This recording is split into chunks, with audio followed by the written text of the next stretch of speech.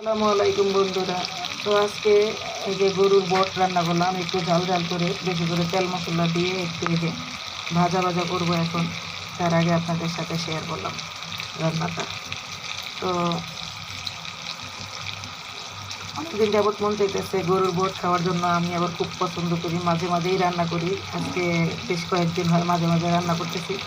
তো আজকেও আবার মন চাইলো খাওয়ার জন্য, সেজন্য আজকে আবার এই যে গরুর বট নিয়ে আসা এই যে একটু ঝাল ঝাল করে রান্না করলাম। এখন একটু তেলে ভাজা ভাজা করে পরে বটটা নামিয়ে নেব। এটা সন্ধ্যা রাত্রেও খাওয়া যাবে এবং ভোরাত্রেও খাওয়ার জন্য আমরা এটা রান্না করলাম। আর আমাদের ইফতারি তো বেশিরভাগে ভাত দিয়েই করি আমরা, কারণ ইফতারিটা পরে খাই, আমরা ভাতটা একটু আগে খাই।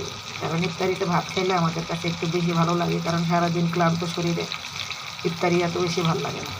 তাই এই তো ইফতারিতে খাওয়ার জন্য আর এই যে ভোর রাত্রে খাওয়ার জন্য যে গরুর বট ভুনা করে নিলাম একটু ঝাল ঝাল করে বেশি করে তেল মশলা দিয়ে। তো প্রায় হয়ে গেছে ভাজা, আর একটু ভাজা ভাজা করে নামিয়ে নেবো। তার আগে আপনাদের সাথে শেয়ার করলাম বন্ধুরা। তো এই পর্যন্তই, সবাই ভালো থাকবেন, আল্লাহ হাফেজ।